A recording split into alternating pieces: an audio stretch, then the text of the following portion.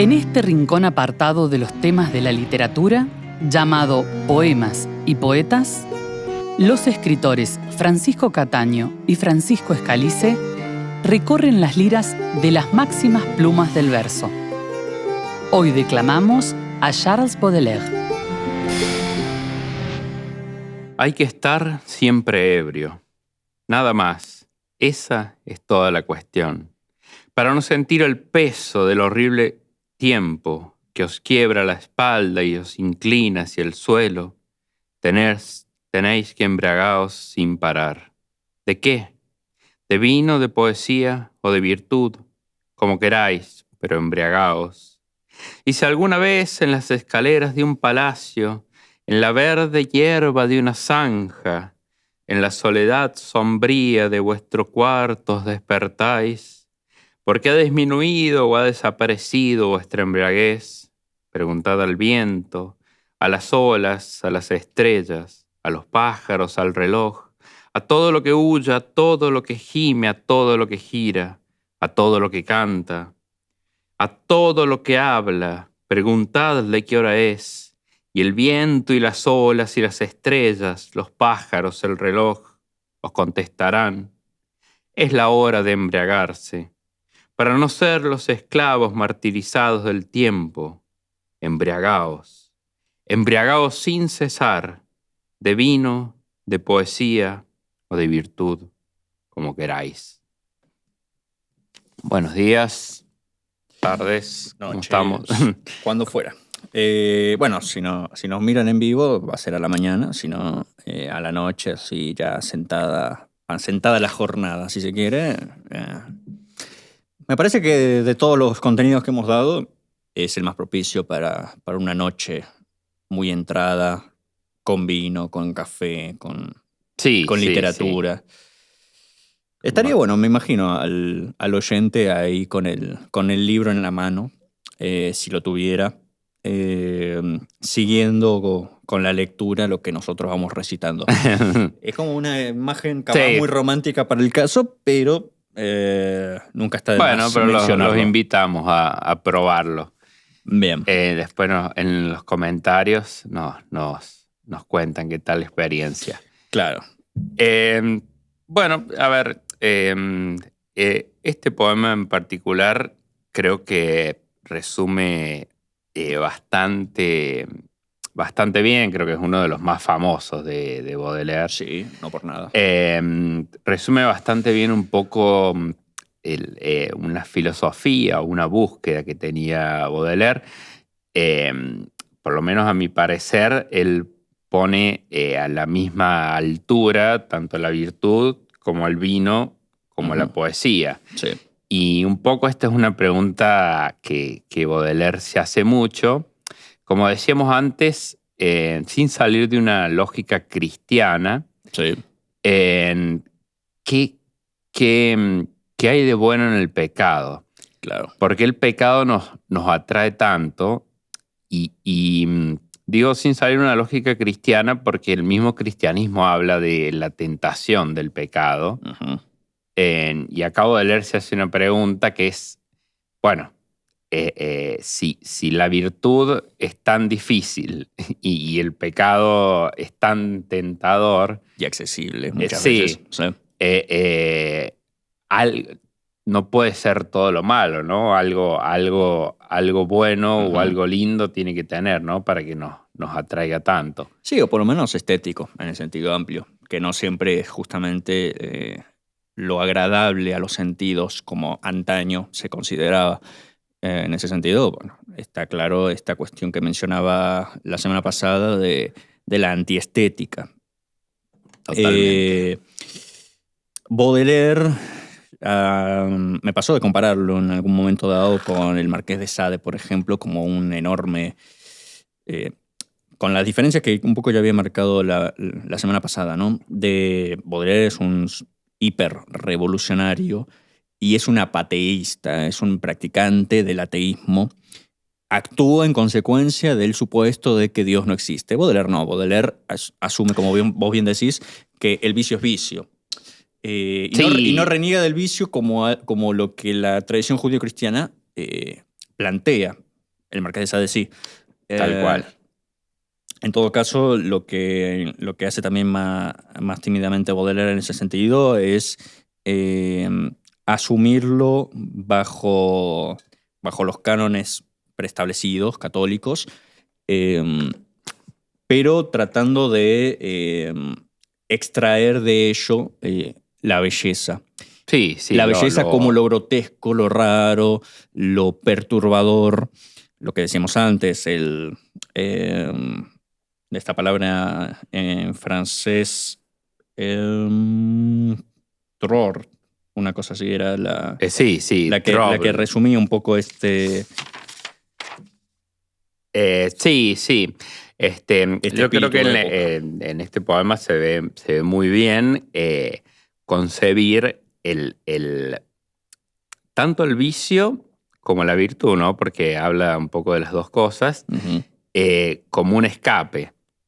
Y acá esto se ve el decadentismo, ¿no? Un escape a una vida que en cierta forma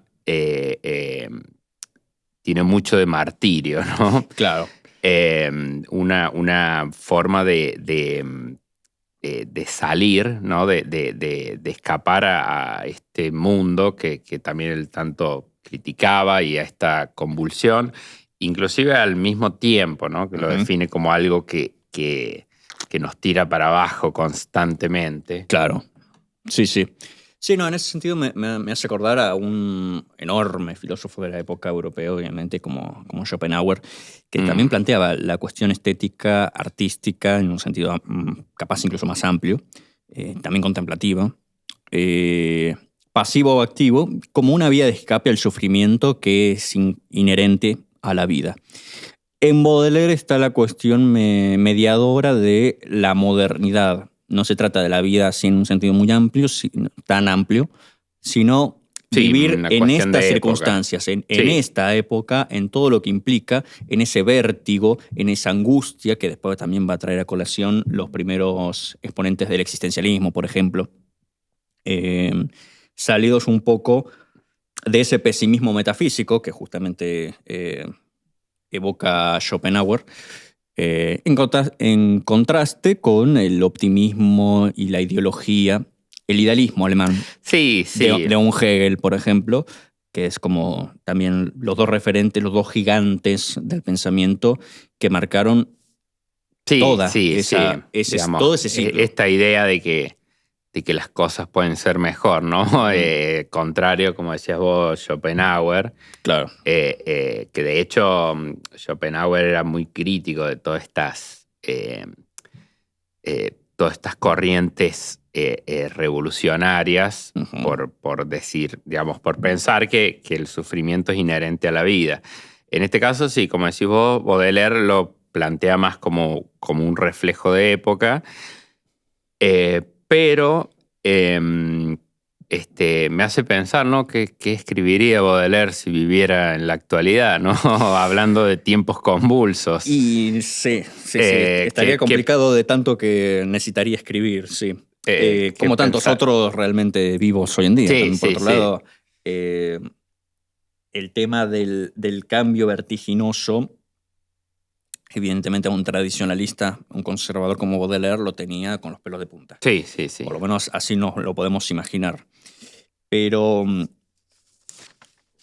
bueno, rescatando un poco esta cuestión antiestética, lo que se deja entrever, incluso con las pocas lecturas que podemos hacer de toda su vastísima obra, esta cuestión punitiva, diría, pudorosa inclusive, dantesca en todo el sentido de la palabra. Bueno, de hecho se lo va a reconocer también dentro del decadentismo como el Dante de los decadentes al mismo Baudelaire, porque, digamos, además de este antes y después, digamos, de enarbolar el simbolismo que ya estaba presente en aquel autor al que él le dedica Las Flores del Mal, Théophile Gautier, que está, bueno, justamente en la primera página del escrito de Las Flores del Mal, como quien dedica justamente desde un lugar de el poeta impecable. La cuestión parnasiana que hablamos mucho, porque atraviesa toda la poesía, bueno, también lo vemos en Pessoa, lo vimos en Pizarnik, esta cuestión de la poesía como algo soteriológico, Sí, como algo que no redime al ser humano de la condición, de la época en la que vive, pero sí, una forma... sí le da esa impronta estética, artística, que capaz ya sin ánimos de trascender como antaño, pero sí tiene ese ánimo, también schopenhaueriano, de alejarnos momentáneamente al menos de esa voluntad irascible, esa voluntad voluptuosa que no va hacia ningún lado, que no tiene razón de ser. Sí, también por lo menos en el Schopenhauer, ¿no? Por supuesto. esta, como decías vos, esta cuestión soteriológica, sí. Palabra complicada, Uh-huh. de ver la poesía como salvadora o que redime quizás Uh-huh. el sufrimiento. Sí. Que es un poco también un sello de los poetas malditos, ¿no? En cierta forma se ven, que en Pizarnik se ve mucho, digamos, como la poesía como escape al sufrimiento que conlleva vivir, ¿no? Claro. Sí, no, igual por la temática que trata, digamos, es frontal a ese sufrimiento, a esas paradojas, a esa humanidad en vilo también de que justamente es el humanismo lo que pondera, digamos, la mayor crítica a los tiempos de la industrialización, de la modernización, de la pérdida, de la añoranza, de la melancolía. Esta cuestión del spleen, que justamente lo que leíste es eso, un spleen, una manera breve, en este caso de prosa poética, donde se esboza justamente un sentimiento de época.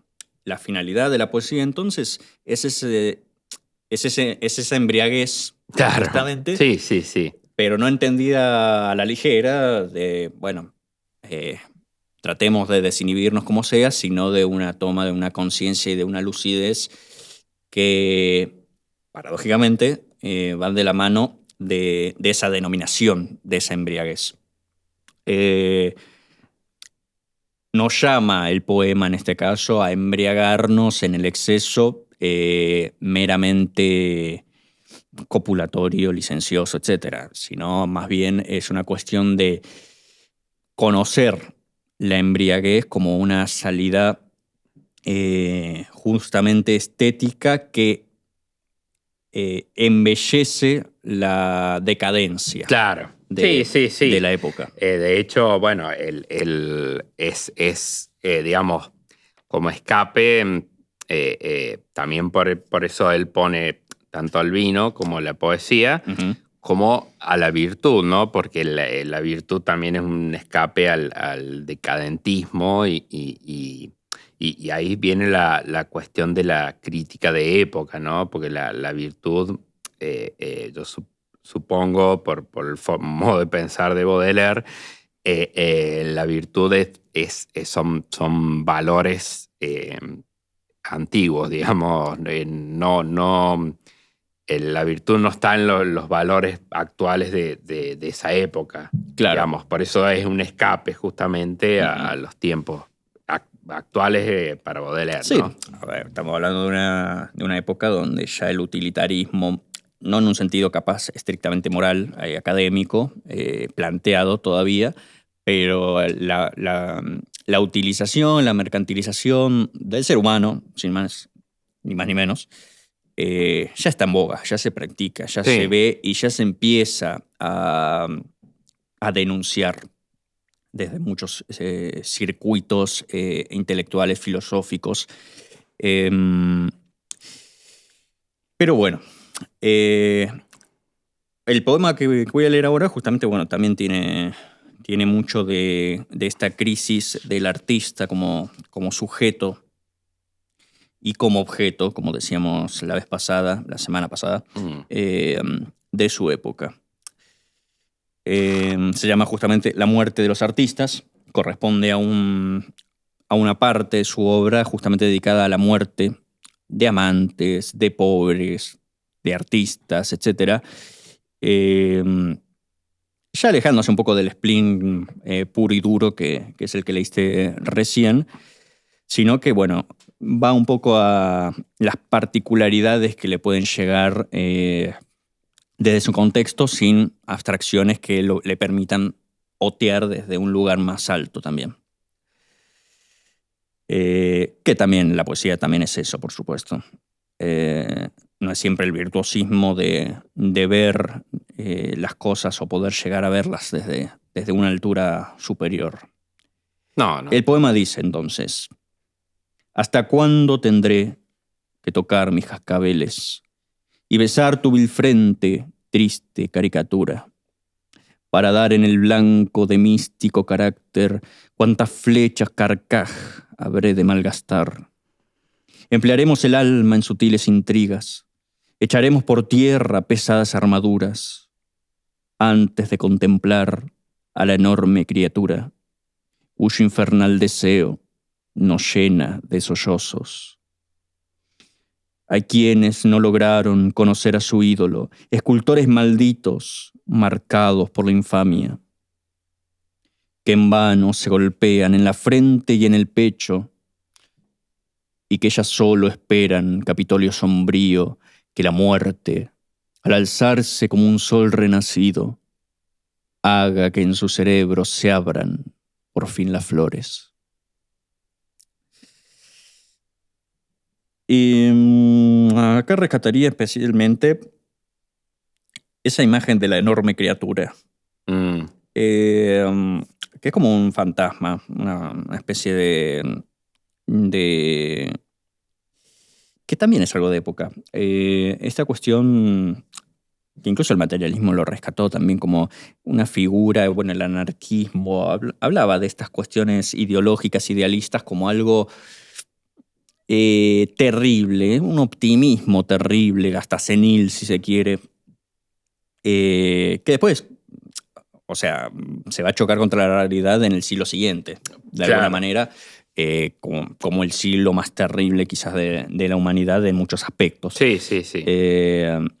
Y que procura hasta el día de hoy incluso la decadencia, quizás en nuevos términos, no en los decimonónicos, pero sigue provocando también en ese caso Baudelaire y los decadentes franceses, los simbolistas, los malditos, algo que siempre se renueva en ese sentido. Sí, ese triunfo del pesimismo, que ya en la Ilustración se veía, por ejemplo, en Voltaire contra Leibniz, hablando del mejor de los mundos posibles. Esa cosa inocente, si se quiere, disfrazada con cierto academicismo, evidentemente, con cierto seso filosófico, pero es lo que justamente Baudelaire va a llamar el filosofastro, el mal filósofo, el que no consigue realmente la esencia de la filosofía. Creo que la diferencia está entre mirar hacia adelante o mirar hacia atrás, ¿no? Como claro.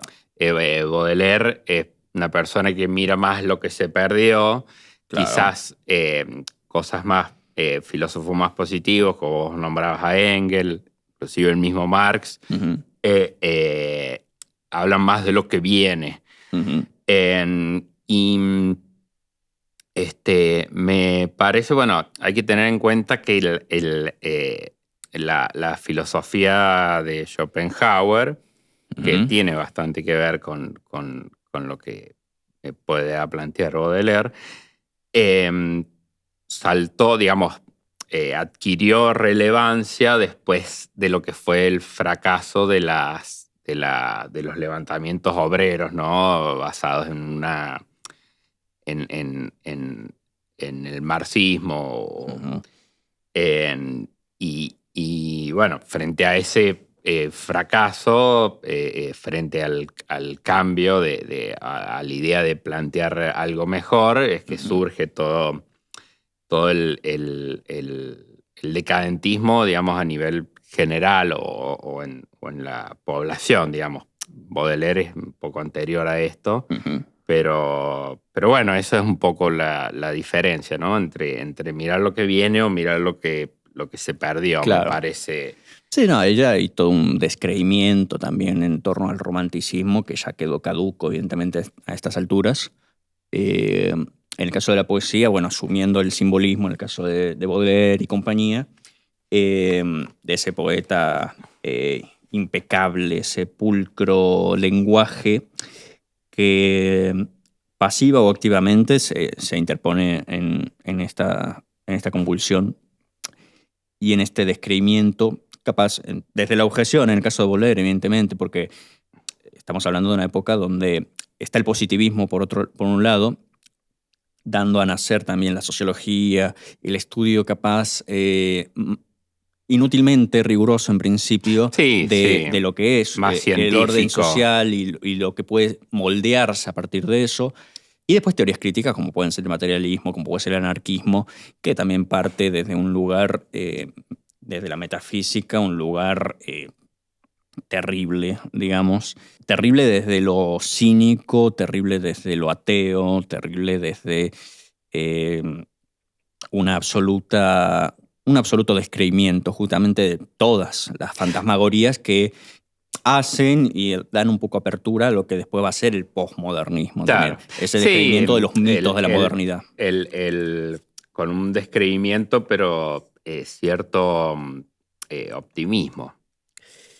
Digamos, un descreimiento de la actualidad, pero cierto optimismo por el futuro. Sí, un intento de superación dialéctica, diría Hegel, pero bueno, después, como decías vos, a los resultados me remito. El posmodernismo es ya, digamos, carece de inclusive ese optimismo, digamos, es un poco la muerte de todo, Claro. de todas las ideas, si querés, en cierta forma. Bueno, vamos hablando un poco de esta cuestión que tiene Baudelaire de también ver el arte quizás como un todo. Estos son unos versos dedicados, justamente se llama la música, dedicados a la música. Porque bueno, digamos, Baudelaire también plantea esta idea de esta conexión entre los distintos medios artísticos y cómo están relacionados. Claro. La música. A menudo la música me arrastra como un mar hacia mi blanca estrella, bajo un techo de niebla o en un éter inmenso, me agua la vela. Sacando el pecho, los pulmones henchidos, lo mismo que el velamen, subo al lomo de montañas, de olas, que la noche me esconde. Siento vibrar en mí las múltiples pasiones de un navío que lucha, los vientos favorables, la tormenta agitada. Sobre el abismo inmenso me acunan, otras veces, bonanza, gran espejo del que ya nada espera. Bueno, estaba pensando justamente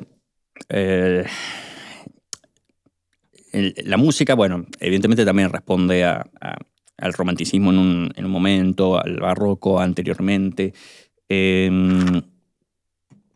Y obviamente estamos hablando de capaz una música que dista mucho de lo que hoy podemos considerar como música. Asimismo, cuando Nietzsche decía sin la música la vida no tendría sentido, por ejemplo, bueno, más o menos lo estoy parafraseando, pero evidentemente estaba hablando de un tipo de música que atraviesa todas las artes, que es un lenguaje sublime, inclusive ya en Schopenhauer se veía también en la música, en el lenguaje de la música y en la musicalidad que después obviamente también se retrata en el verso, como quizás la más alta, sublime de todas esas artes. Sí. Entonces no podía Baudelaire ser menos y no dedicarle quizás mucho, porque no lo vi en detalle, pero creo que hay varios poemas también dedicados a Sí, bueno, a ver, A la la música en música y particular. la pintura también está bastante presente en la obra de Baudelaire. Claro. Pero bueno, esto también es un poco porque la música también se presenta como un escape, digamos. En realidad me parece que para Baudelaire, y un poco quizá le doy la razón, todo arte es un escape al a la vida misma, ¿no? Claro. Al día a día. Que un escape y no un escape, ¿no? Porque también hay cierta toma de conciencia a través del arte. Sí, en el caso de Baudelaire a través del dandismo, Sí, digamos, sí. esa cosa de encarnar, de asimilar la modernidad. Porque, a ver, el arte no es meramente un medio de escape como capaz uno leyendo muy por encima a Schopenhauer puede suponer, un escape del sufrimiento, como una especie de ascesis. Más bien es algo que se nutre de la quinta esencia de la época. Sí, no, totalmente. Por eso refleja la época. Y el arte en general, sea la época que sea, un poco tiene esa íntima relación de, de abocarse en ese espíritu, en esa cosa capaz ininteligible en principio, de lo que marca el pulso, que en este caso, como decimos, es el primer gran pulso vertiginoso, optimista. Bueno, después está en la segunda mitad del siglo lo que es la Belle Époque, pero también la primera crisis de un sistema de producción social que se va a extender prácticamente en toda la mitad del siglo. No, sí. Bueno, hasta nuestros días. Claro, en algún punto sí. Claro, sería desde En cierta 1850 forma. aproximadamente a 1890, incluso principios del Sí, siglo sí. XX, en una crisis eh, cultural, social, económica, que después va a darle también lugar eh, a las vanguardias. Sí. De las que el simbolismo francés, con Mallarmé, por ejemplo, Rimbaud, son precursores también, por otro Son lado. precursores de todas las vanguardias que no, van a venir más adelante. Uh-huh. No, bueno, a ver, sí, de hecho, justamente como veíamos en el primer poema, Sí. que Baudelaire dice embriagarse de poesía, pero yo creo que vale para cualquier tipo de arte, si Claro. bien el arte es un reflejo de época, eh, también es un escape, no sé si decirle un escape, no sería quizás Uh-huh. la mejor palabra, pero bueno, es un poco la contemplación de lo bello Uh-huh. y lo que nos aleja del sufrimiento, digamos, de tomar la realidad y hacer algo que a su vez nos aleje del sufrimiento de esa Claro. realidad, un poco. Claro. Sí, no, por otro lado, digamos, lo que se va a ver también de acá en adelante en todas las artes, en la filosofía incluido y la poesía en particular, es un poco el golpe, el usar el arte, en instrumentarlo como para agredir, violentar, inclusive te diría, los basamentos del que fuera el lector, que ya es hostil con el lector desde el primer poema que hemos leído la semana pasada. Sí. Digamos, hay una cuestión de hostilidad en el arte, de despertar cierta lucidez o de incomodar. Sí. Entonces, o sea, nosotros hemos repetido mucho esto de escaparse a través del arte como un punto de fuga, si se quiere, pero también ese punto de fuga viene a ser una confrontación y una asimilación de algo que en otro lenguaje que no fuera el poético pasa totalmente desapercibido. Sí, digamos, más que es una llamada a la reflexión, si se quiere, ya desde el vamos, desde el primer poema, a romper un poco las líneas de pensamiento que uno tiene incorporadas. Bueno, en este sentido creo que el poema que te toca leer, de un nombre muy difícil Sí. de evocar, pero que básicamente significa un poco la destrucción de sí mismo, si se quiere, Sí. si no mal recuerdo. Es una palabra griega, irreproducible, como digo, pero evoca lo que por lo menos yo al descubrirlo un poco buscaba también, esta cuestión de la ira, del pecado de la ira. No solamente el de la lujuria el que se había Sí, impregnado quizás el toda más presente. toda la obra baudeleriana, sino hablar de algún otro Sí. pecado, de alguna otra faz del exceso, si se quiere. Exacto. Bueno, En este caso, la autodestrucción a través de la ira, por supuesto. el eauton timoroumenos, así se llama el poema. Te golpearé sin cólera ni odio, igual que un carnicero, como Moisés hizo en la roca, y haré que broten de tus ojos, para mi Sahara regar las aguas puras del dolor. Mis ansias llenas de esperanza, el llanto tuyo surcarán, cual navío que a la mar se hace, lo mismo que un tambor de guerra. Tus sollozos han de resonar en mi embriagado corazón. ¿No soy acaso un falso acorde en la divina sinfonía por esta voraz ironía que me sacude y me muerde? En mí está el grito de esa voz, negro veneno ya en mi sangre. Soy ese espejo tan siniestro donde la arpía se contempla. Yo soy la herida y el cuchillo, la bofetada y la mejilla. Yo soy los miembros y la rueda, verdugo y víctima a la par. Vampiro soy de mis entrañas, un gran abandonado de esos penados a la risa eterna que ya no pueden sonreír. Ese final está genial. Sí, La sí, verdad. sí. Sí, un poco, porque en una pequeñísima mención de dos versos, como los que cierran el poema, también incluye a estos optimistas que mencionaba antes, estos filosofastros que decía antes.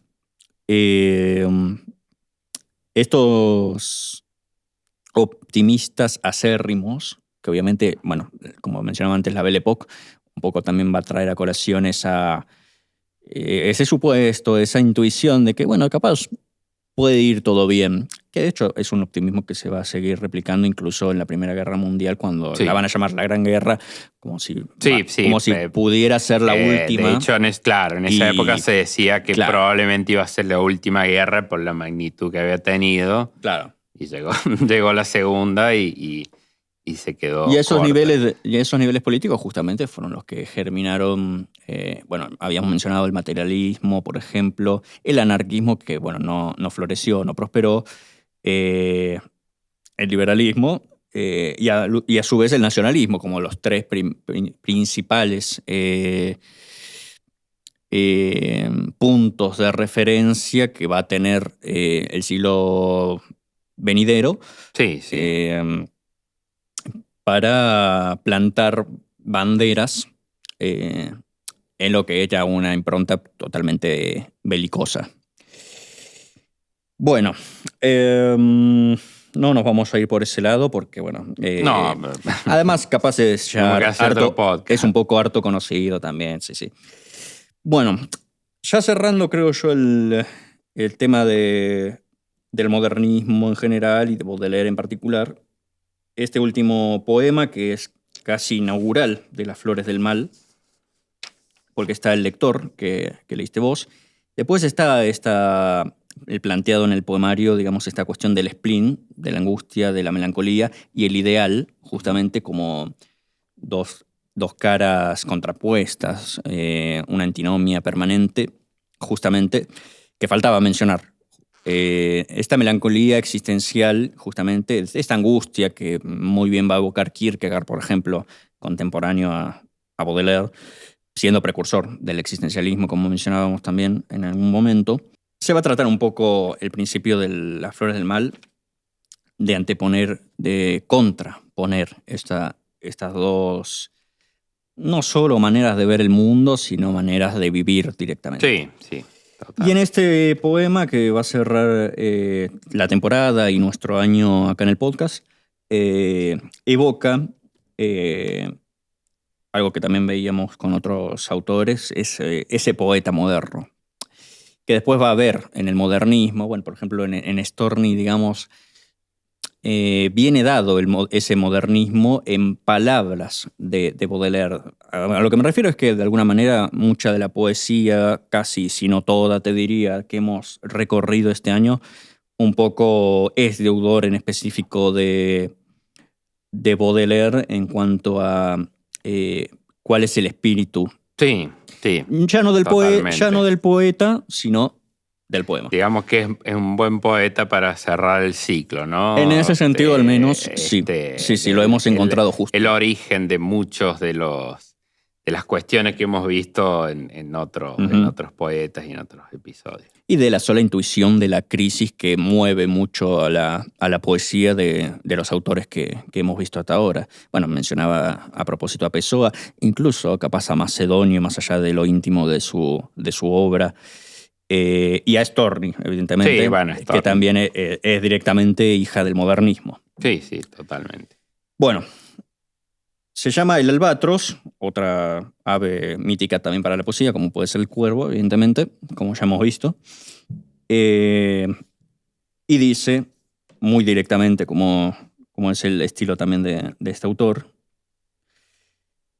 por divertirse suele la gente en los barcos coger a los albatros del mar enormes aves, que siguen, indolentes compañeros de viajes, al navío que surca los abismos amargos. Apenas les arrojan en la lisa cubierta, esos reyes del cielo vergonzosos y torpes sueltan penosamente sus grandes alas blancas, que en el costado arrastran como si fueran remos. Qué torpe y qué débil este alado viajero, hace poco tan bello, qué cómico y qué feo. Uno le quema el pico con su pipa encendida, otro imita el andar del cojo que volaba.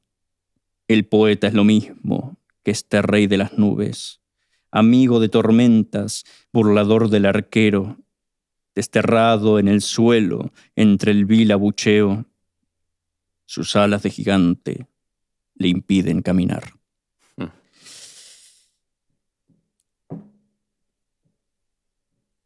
Rubén Darío, por mencionar uno latinoamericano además, va a reivindicar un poco también este poema en específico como antecesor de lo que va a ser el poeta en tanto moderno. Está bien. Sí, digamos. sin irse por las ramas, capaz con esta cuestión vanguardista que mencionábamos también, que va a suceder y va a ser una realidad y que capaz en algún momento también nos permitamos tratar, pero bueno. Sí, bueno, y cierto